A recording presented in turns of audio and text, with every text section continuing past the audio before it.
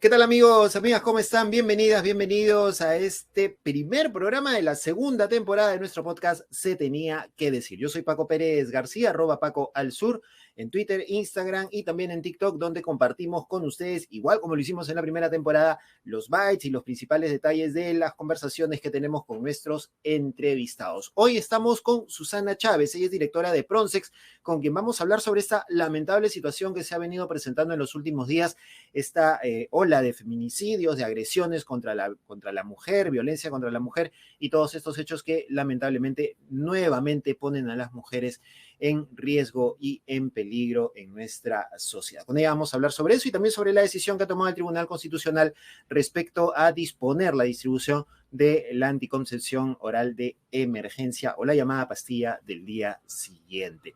Ya saben que pueden colaborar con nosotros, así como lo han hecho durante la primera temporada, a través de nuestras cuentas en Yape y en Plin al 993-898-570. Quienes nos ven por YouTube, ahí tienen en pantalla los códigos para que puedan colaborar con nosotros o pueden afiliarse, pueden inscribirse, suscribirse a nuestro Patreon en www.patreon.com/espaciolibre1. Ahí está también en YouTube la dirección, aquí aparece abajo en su pantallita para que ustedes puedan suscribirse y tener también acceso inmediato a las informaciones y los detalles, los podcasts, todos los programas que también venimos realizando conjuntamente Espacio Libre con Paquimedia Comunicaciones.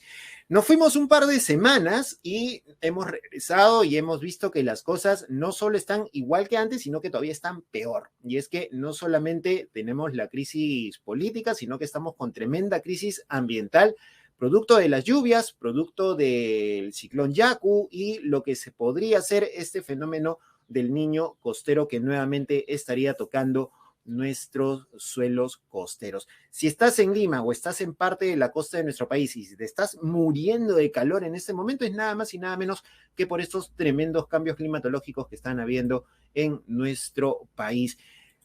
Se dice en el argot periodístico, y es una frase horrorosa, que por momentos se vive una tensa calma cuando se sabe que hay un disturbio, se sabe que hay una polémica, pero los ánimos están ahí como que apaciguados. Y es que la gente obviamente en este momento está preocupada por superar la situación de emergencia, por superar la situación climática que se está viviendo, y muchas de las marchas han disminuido, las movilizaciones han disminuido, ya no son tan constantes como han sido desde el 7 de diciembre del año pasado.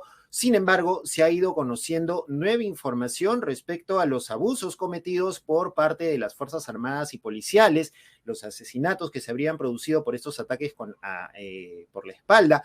Hace un par de semanas falleció una de las víctimas que se encontraba herida y que fue atacada a perdigonazos por la espalda, falleció. Y sin embargo, a este gobierno, al gobierno de Dina Boluarte, no se le mueve ni un peinado, ni un cabello, no se le mueve absolutamente nada.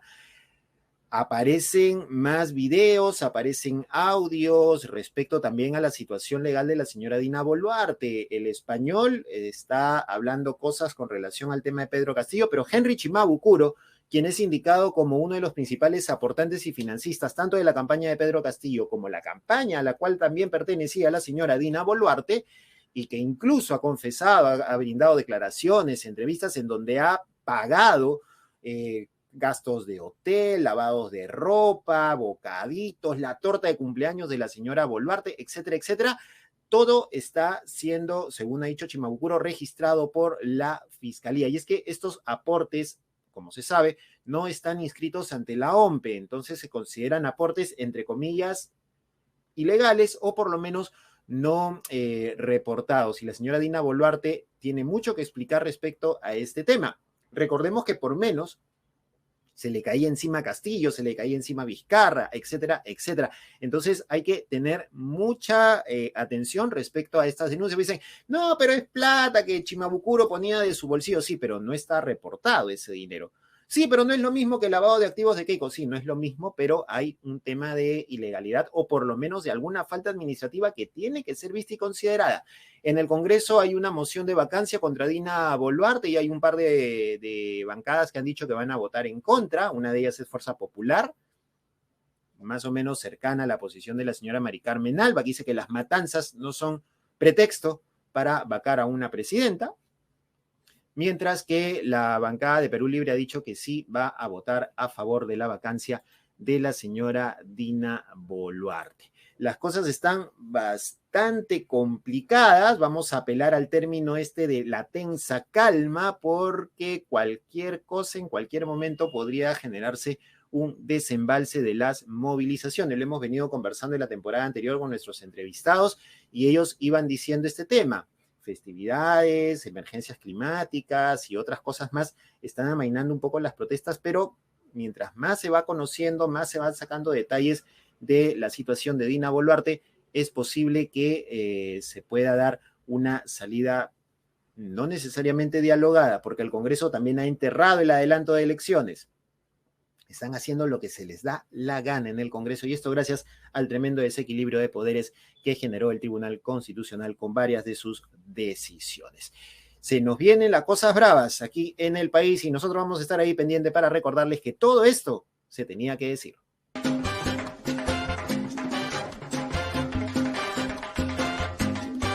Y bien, continuamos aquí en nuestro podcast Se Tenía que Decir y estamos en nuestra sección Los Bytes. En este segmento nosotros presentamos fragmentos de audio, fragmentos de video, imágenes, detalles que van saliendo durante la semana, que marcan tendencia y se los vamos contando y les vamos explicando porque definitivamente son de interés periodístico y también marcan una pauta respecto a la agenda que venimos manejando. Y si producción lo tiene ya dispuesto, arrancamos con este extracto de este informe publicado por el programa Punto Final a cargo y este reportaje del periodista Christopher Acosta, que había advertido en la semana a través de Twitter que estuvo buscando a un congresista, finalmente nos hemos enterado que era una congresista, para que le respondiera respecto de unos cobros que estaba haciendo su sobrino, ¿no es cierto?, que estaba mochando sueldos al personal de su despacho. Veamos este fragmento de este reportaje porque lo que se ve y lo que se escucha es realmente de terror. Reacción de la congresista Rocío Torres tras nuestro encuentro. Lo que hace con sus teléfonos inmediatamente después de nuestras preguntas es igual de comprometedor. Está buscando... Torres ingresa a su WhatsApp, digita el nombre de su sobrino y ubicado el chat, borra todo el historial de conversación con él. ¡No! Eso no se puede hacer. ¡No!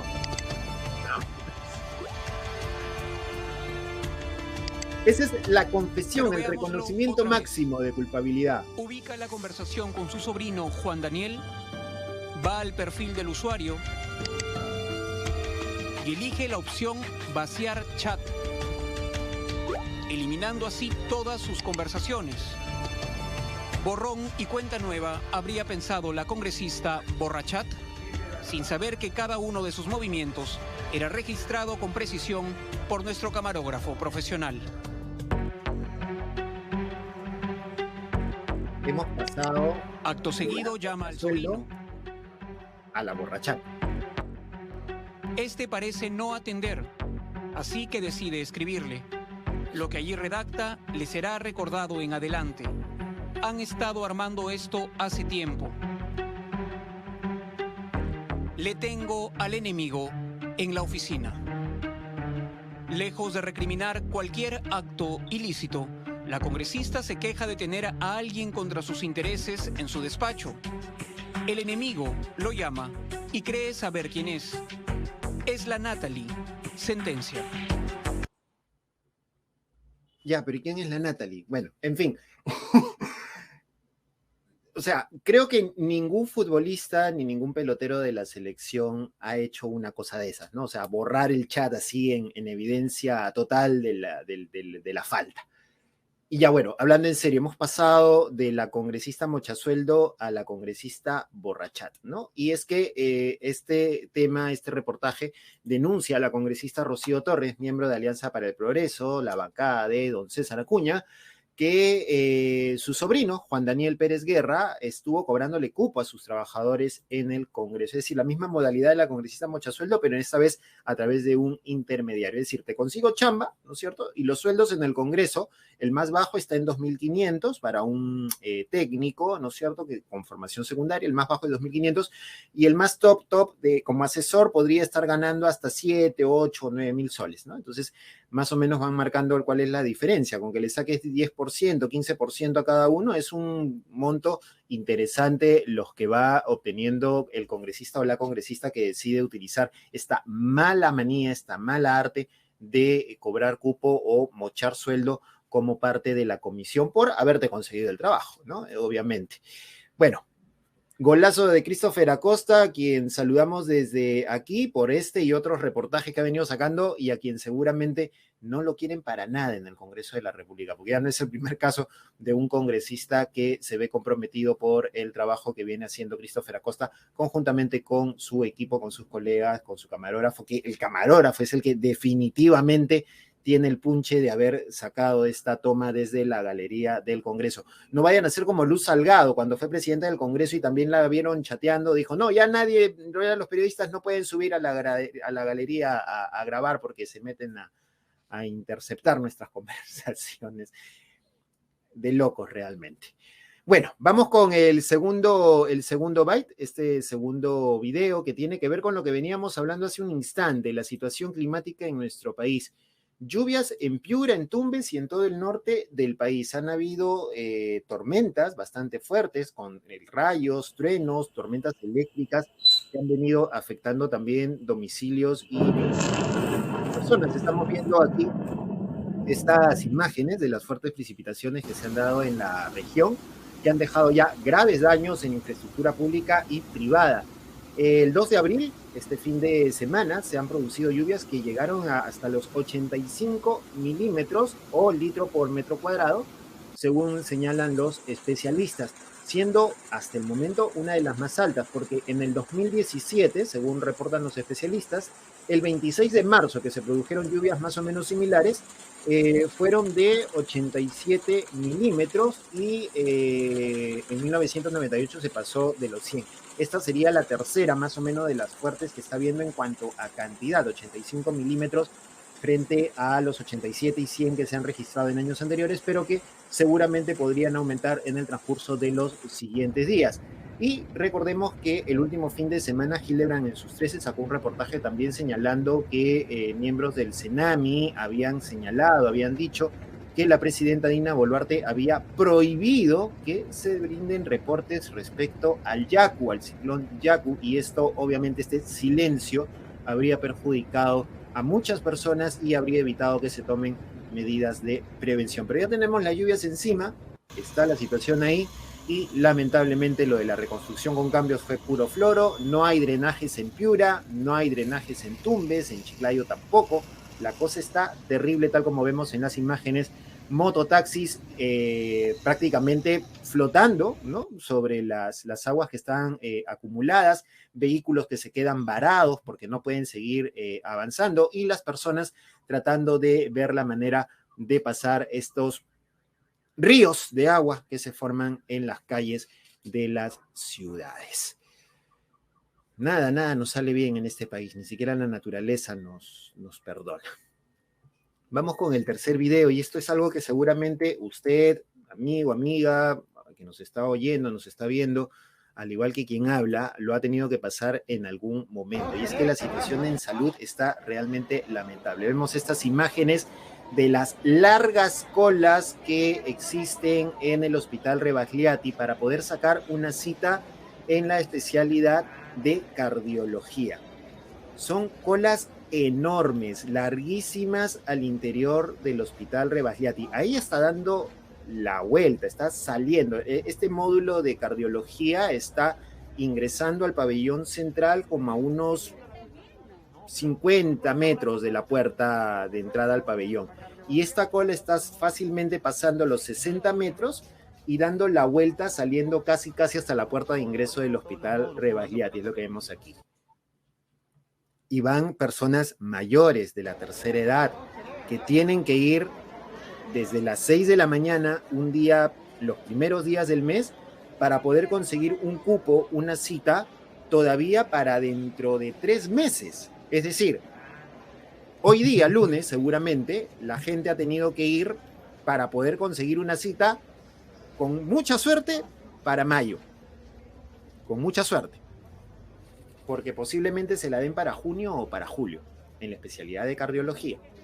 Y así en varias otras especialidades, y es súper complicado el panorama en el hospital Rebagliati, que tiene algunas cosas buenas en cuanto a atención, en cuanto al personal médico, pero en la parte administrativa es realmente terrible muchas veces porque te puedes demorar meses en sacar una cita. Abro paréntesis a título personal. Nosotros, en mi familia, a mi madre la tenemos que atender también por cardiología, ya saben, cardiología invasiva. Y el año pasado, en diciembre, le dijeron que tenía que sacarse una resonancia magnética al corazón, ahí en Rebagliati. El resonador no funciona. Hay un solo resonador para todo el hospital. Y dicho sea de paso, creo que para toda la red Rebagliati. Se inscriben en una lista para ver si la derivan a alguna clínica, algún convenio, algo, y ya salieron las citas. Oh, pero todavía para el mes de junio, para los que se inscribieron en enero. Los que se inscribieron en febrero saldrá para julio, y los que se inscribieron en marzo, en agosto, y así sucesivamente. Y si en medio de eso el paciente fallece, pues bueno, un costo menos para el seguro, seguramente, un costo menos para el salud.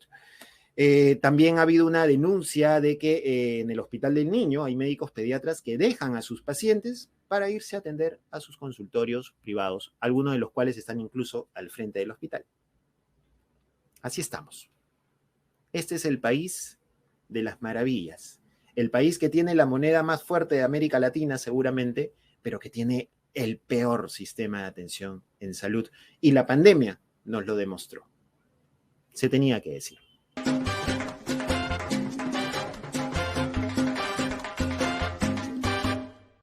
Y bien, continuamos aquí en nuestro podcast Se Tenía que Decir. Estamos ya en esta oportunidad con Susana Chávez. Ella es directora de Pronsex, a quien le damos la más cordial bienvenida. Susana, ¿qué tal? ¿Cómo estás? Bienvenida a nuestro podcast. ¿Qué tal? ¿Cómo estás, Paco? Y de verdad muy contenta en donde se tenía que decir. Bien, a ver, estamos aquí un poco para conversar sobre una situación que no es nueva en realidad, ¿no? Que tiene que ver con la violencia contra la mujer, las olas de feminicidios que se van dando en diversos momentos y que nuevamente parece haber cobrado vigencia o un auge, ¿no? A partir de algunos casos emblemáticos muy recientes, en donde no hay ningún tipo de discriminación con el tema de la edad, que ese es un tema que realmente a nosotros nos espanta, ¿no? Este caso de esta niña de 11 años, el tema de la enfermera en Juliaca, el caso de esta joven que fue quemada viva y que todavía se está buscando a este feminicida, a este ciudadano de origen venezolano. En fin, una serie de cosas. ¿Qué es lo que está pasando? ¿Por qué se nos sigue complicando en este país, en este mundo en general, respetar la vida y los derechos de las mujeres? Sí, de hecho creo que estamos viviendo un periodo muy difícil, Paco. ¿Y a qué se debe? Creo que amerita ver, porque cuando hay tanta zozobra, tanta dificultad, inclusive fíjate esta asociación entre la estabilidad democrática y la seguridad de las mujeres está profundamente asociado. Y esto se trata de una sociedad que además no ha logrado zanjar con el machismo, zanjar con esta violencia, esta manera que se ha naturalizado, que la situación de las mujeres, la vida de las mujeres tienen menos valor. A pesar que tampoco podemos negar, y eso yo siempre trato de insistir, que también hemos avanzado muchísimo. O sea, las mujeres en los últimos 50 años han tenido cambios sustantivos, hemos tenido cambios sustantivos en nuestra vida. Pero lo que no podemos negar es que estamos viviendo en este momento una gran crisis. Y una gran crisis creo que debería significar un llamado, qué cosa nos está ocurriendo, y un llamado mucho más amplio que tan solo aquellas personas que estamos interesadas en la vida y en los derechos de las mujeres. De acuerdo, y hay también, a propósito de esta estabilidad democrática, esta estabilidad jurídica de la cual hablabas, hay como que una desatención o por lo menos un debilitamiento en las instituciones para tratar el tema de la violencia contra la mujer, ¿no? Lo que ha dicho la viceministra hace unos días, decir que la línea 100, una llamada no te va a salvar la vida, es simplemente una forma de desmerecer por completo cualquier sistema de prevención y de alerta que pueda haber en el país, ¿no? Sí, yo creo que han sido frases muy tristes y lamentables, y eso creo que hay que ser muy tajante con esto, como lo hemos sido con otras ministras. Y además, lo que da cuenta, pues, que ya el papel no es suficiente para enfrentar la violencia. La amenaza de la penalidad, inclusive haber incrementado las penas a 18, 25, 35 años, ya no es suficiente. En realidad, nunca ha sido suficiente. Ha sido la manera sencilla y fácil que hemos encontrado como sociedad para aparentemente sentirnos protegidos, protegidas.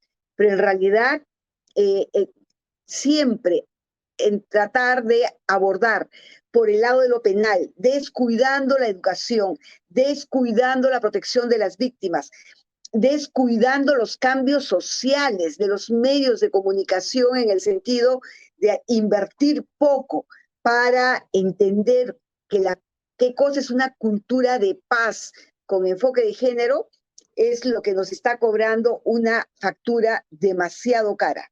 Entonces, sí, el problema para nosotras todavía es que las leyes y los avances están en el papel. Entonces, fácil, se inaugura programas, se desarrolla, se plantea soluciones que además a veces ni se sostienen en el tiempo, aunque no es el caso de la línea telefónica 100. Y se da pocos recursos, poco dinero, no se capacita a la gente que tiene que atender y el servicio se va haciendo monótono y entonces con esto sin servir para nada. Y no estoy apuntando tampoco a lo que dijo la ministra cuando ocurrió lo de la joven, 19 años, que lamentablemente falleció después de haber sido quemada viva, que nuevamente no pone en el objeto, en el centro a la víctima y la responsabiliza de lo ocurrido, ¿no? Porque dice, las mujeres tenemos que aprender con quién salimos, con quién nos relacionamos, a quién escogemos como pareja, como si a nosotros los hombres se nos pusiera esa responsabilidad, ¿no? Es un poco complicado que se siga teniendo desde los discursos de gobierno, desde los discursos de las autoridades, este punto de centralizar a la mujer, a la víctima, como la responsable de lo que le ocurre. Sí, pero además yo creo que fíjate, que si eso lo dijera una personas que no han pasado por el sistema, tú dirías, este es el producto de la inexperiencia. Pero estamos hablando de funcionarias que tienen muchísimos años en el sector, que han ocupado cargos de dirección, y entonces por eso resulta todavía muchísimo más difícil admitir que esas autoridades respondan de ese modo, ¿no? Ahora, ¿qué medidas o qué pasos debería darse en este momento, ¿no es cierto?, para de alguna manera lograr proteger a las mujeres en este tipo de situaciones desde la mirada de la prevención? Porque se está hablando, los sectores que siempre buscan levantar un tema en particular están hablando ya de pena de muerte para violadores, para feminicidas, ¿no es cierto? Como si esa fuera finalmente la solución. Yo personalmente no creo que esa sea la solución, porque tendríamos que renunciar a un montón de cosas. Pero ¿cuál es la salida? ¿Cuál es la propuesta que se puede lanzar desde el tema de la prevención? Sobre todo, y permíteme, Susana, teniendo un entorno en este momento bastante conservador, tanto desde el gobierno central como las autoridades locales que tenemos en este momento. Sí, fíjate, yo creo que la pregunta que tú haces es fundamental, porque primero permite decir que estamos diciendo que no se tratan de políticas que no estén fundamentadas en la evidencia. Se trata, o sea, que el Perú no es un país aislado que propone una política pública frente al tema de violencia. En este momento, casi toda América Latina, yo diría casi sin excepción, tienen políticas e intervenciones que buscan reducir la violencia y generar espacios de paz y generar las posibilidades de desarrollo de las mujeres. Por lo tanto, lo que nos falta a nosotros es pasar del papel a la acción. Fíjate, nosotros tenemos un protocolo de acción conjunta para abordar la violencia, que compromete al Ministerio Público, que compromete a la policía, que compromete al Ministerio de Educación, que compromete al Ministerio de Salud, compromete al Ministerio de la Mujer, que tiene como el liderazgo, y es decir, una serie de instancias que deberían permitir que de funcionar, deberían activar un sistema de tal manera que se reduzcan los riesgos y por lo tanto también las respuestas a las mujeres. Bueno, para que un protocolo de ese tipo opere, significa que cada una de las partes tiene que tener un compromiso de articular esos esfuerzos. Pero no, lo que se dan son esfuerzos aislados, no completos, y que muchas veces se quedan en intervenciones que no conectan una con otras. O lo que es más grave es que estas intervenciones no son aplicadas en el momento que se necesita. Por ejemplo, yo te digo, una obligación del Ministerio de Salud es la atención de las víctimas, la atención de emergencia de las víctimas de la violencia familiar y sexual. Es más, hay toda una especie de cuestiones que no deberían inclusive significarle un costo para la mujer, como es, por ejemplo, un certificado de salud, ¿no? O debería estar incluido dentro del sistema de atención su adecuada interpretación. ¿Cuántos establecimientos están efectivamente recibiendo a las mujeres? ¿Cómo se está trabajando? Ahora, el tema es que muchas veces estamos recibiendo a las mujeres cuando ya vienen con el hacha en la cabeza. Ojo, pero no significa que las mujeres no han ido antes a los servicios. No fueron llevando a sus niños para el tema de las vacunas. Y han ido ellas para el tema de métodos anticonceptivos. Bueno, lo que tiene que haber es un espacio activo para que las mujeres puedan hablar del tema de violencia. Y en los escritorios de atención deberían haber un espacio que diga, acá la violencia no se permite y acá usted puede pedir apoyo. Entonces, es una manera de conectarla al sistema en el tema preventivo. Pero nada de eso se produce, a pesar que, fíjate, podría hacerse un proceso muy fluido. ¿Qué pasa en las escuelas? También, por ejemplo, el tema de la educación sexual, que es fundamental para erradicar los estereotipos y por ende la violencia. Y es el que se pone en serias cuestiones que hasta ahora, inclusive hay un plan nacional de educación sexual aprobado que no se implementa. Entonces, cuando decimos qué recursos tenemos, fíjate, tenemos una serie de recursos legales, normativos, tenemos leyes, tenemos inclusive todo este tema de la celeridad, mandatos de celeridad en la atención, pero no se cumple. Si una mujer en la comisaría no le quieren admitir la demanda, ¿no? O justifican la violencia porque no hay personal preparado. Esas son parte de las fallas que tienen que haber. De acuerdo. Y otro tema también tiene que ver con cómo la sociedad recoge o recibe los discursos relacionados con el tema de violencia contra la mujer, ¿no? Lo que vimos la semana pasada con este boxeador Jonathan Maicelo y este otro tipo que hablaban de una violación, ¿no es cierto? Y hay otro video en donde hablan en grupo también del tema, y se recibe como si fuera un chiste, como si fuera una chacota entre patas, ¿no? Y no hay ese discurso más bien de condena, ¿no? También como sociedad estamos fallando un poco en eso, ¿consideras, Susana, bueno, sobre este tema? Yo creo, a ver, yo creo que hay claros oscuros también. Sí, yo no niego que todavía existan sectores donde esta manera de pensar, de burlarse, de hacer bullying, de objetivar a las mujeres, a las personas de LGBI, qué sé yo, se van haciendo natural. Pero también yo tengo que reconocer es que hemos ido avanzando poquito a poco. Y yo sí creo ahora que hay una comunidad mucho más receptiva, por ejemplo, inclusive a no sentirse parte del machismo. Hombres que rechazan al machismo. Y creo que eso es parte de un resultado bueno. Fíjate, yo creo que la situación de emergencia que nos encontramos en este momento es una situación que nos debería convocar a toda la ciudadanía. No importa de qué partido político, no importa de dónde estemos, pero tenemos que aunar esfuerzos para justamente enfrentar esta situación de violencia.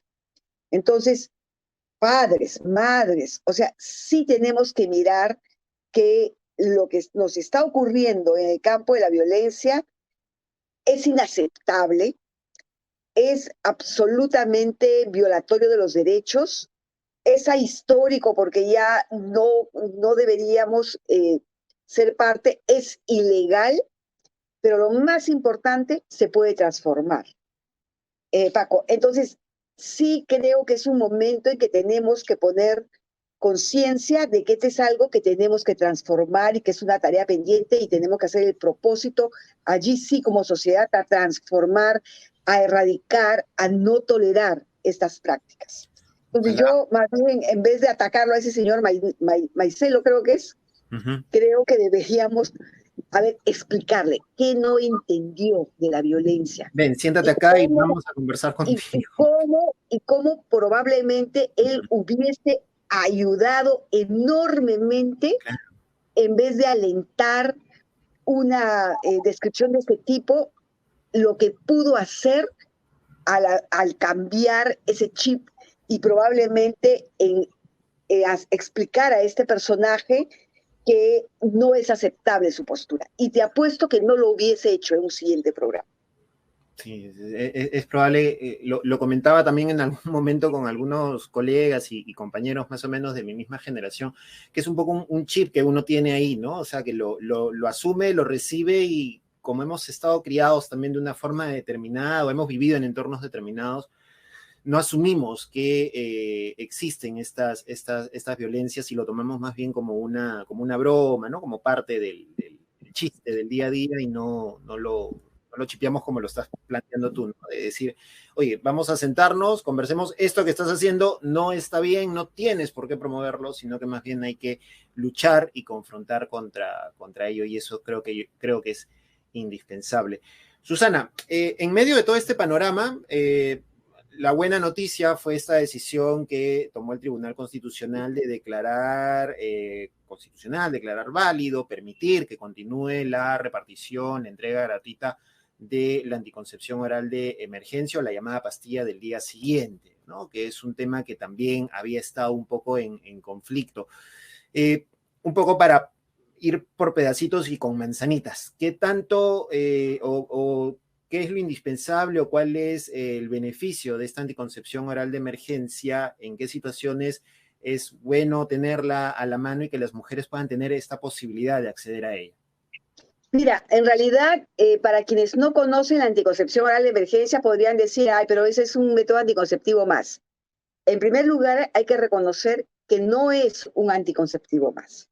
Es el único anticonceptivo que se puede usar después de una relación sexual no protegida y evitar de manera, digamos, bastante buena la prevención de un embarazo no deseado.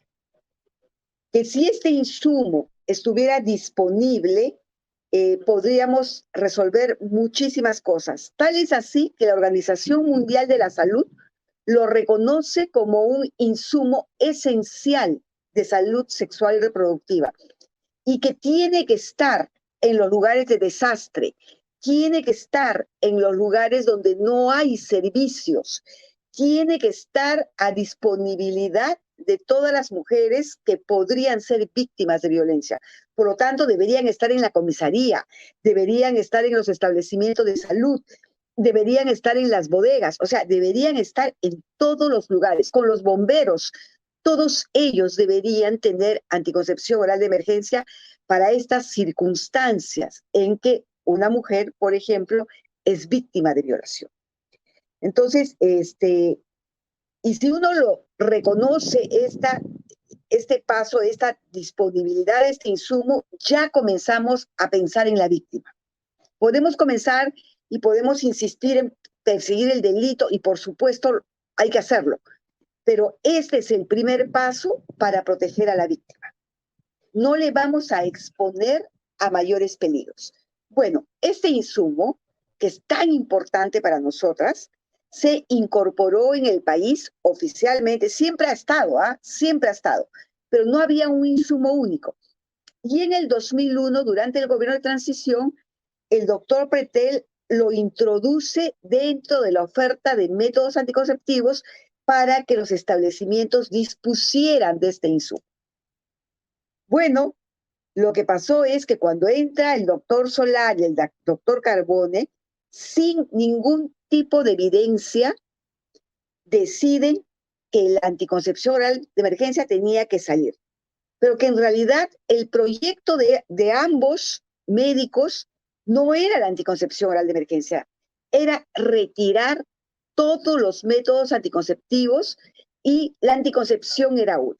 También las ligaduras de trompa también eran otras, porque esa tenía además el escándalo detrás que eran las ligaduras forzadas. Bueno, entonces es ahí donde nosotros comenzamos a decir, un momentito, la anticoncepción oral de emergencia no se retira.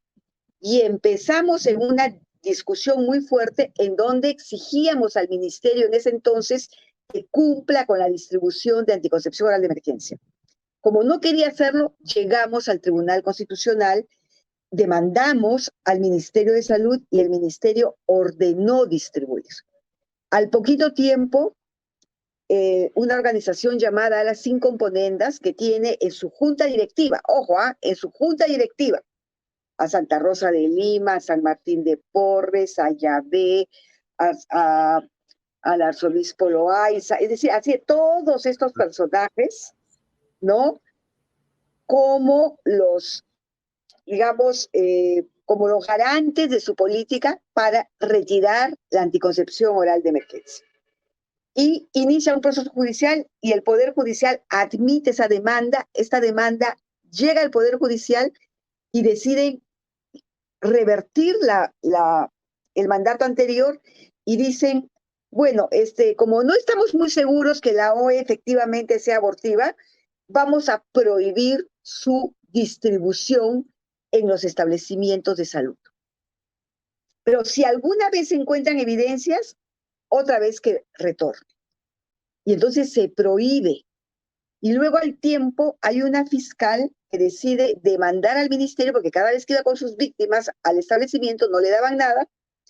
Y ese es el juicio que en este momento, después de como de 8 o 10 años, hemos llegado y el Tribunal Constitucional ha decidido que la anticoncepción oral de emergencia tiene que estar al alcance de las personas y por lo tanto ya es parte de la política pública. Estamos hablando de una discusión, de un debate de 20 años. Yo me he envejecido con ese debate.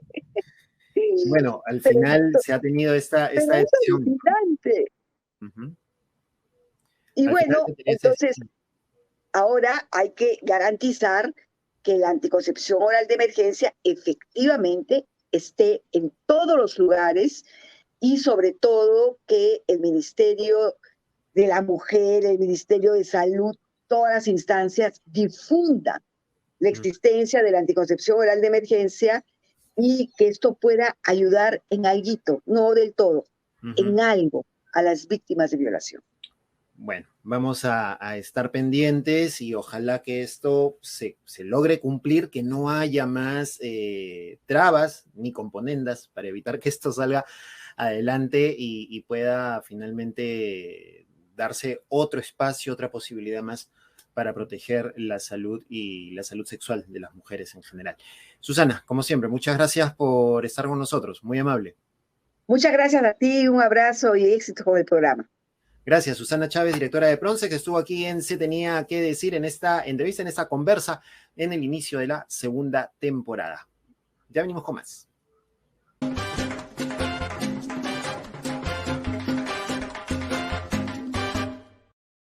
Pese a todo positivo, como ya lo hemos venido diciendo desde la primera vez que sacamos este podcast, a pesar de las noticias, a pesar de la negatividad que puedan haber en algunas informaciones, siempre tratamos de sacar la pepa positiva, el aspecto positivo de las noticias que pueden venir de otros ámbitos, no necesariamente de la política y de la economía, sino que pueden venir de la música, del deporte, de las artes, en fin.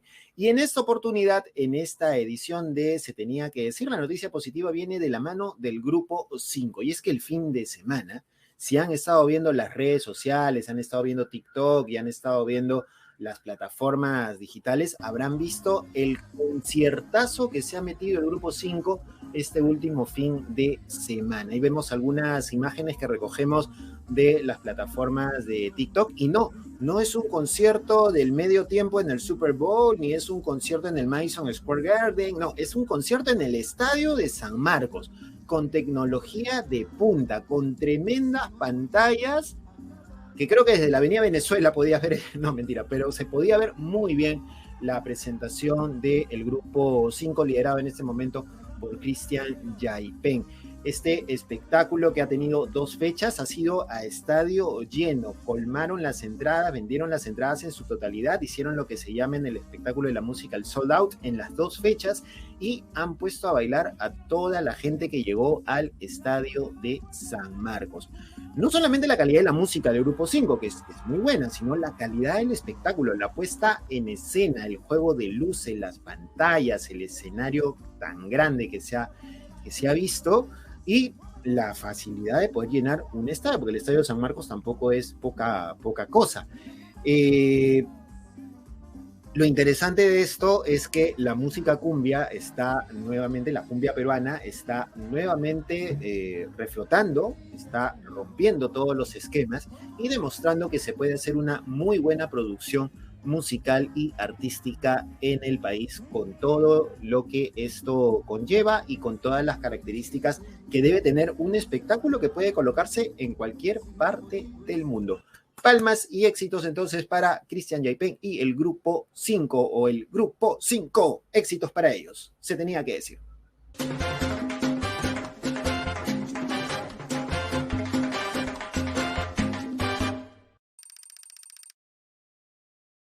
Y de esta forma llegamos al final de nuestro podcast. Se tenía que decir, les agradecemos a quienes nos escuchan a través de su plataforma favorita de podcast y a quienes nos acompañan desde la primera temporada, semana a semana. Hemos vuelto para quedarnos, seguir hablando de estos y otros temas, analizando la coyuntura y como siempre agradeciéndoles a ustedes por los comentarios, los intercambios, las compartidas de todo aquello que vamos subiendo a través del Twitter, también en Instagram, también en TikTok, todo aquello que vamos compartiendo de lo que va saliendo en este programa. Yo soy Paco Pérez García. Recuerden que pueden apoyarnos a través de las plataformas de Yape y de Plin. A quienes nos ven en YouTube, ahí están los códigos, y también a través del Patreon, patreon.com/espacio libre 1.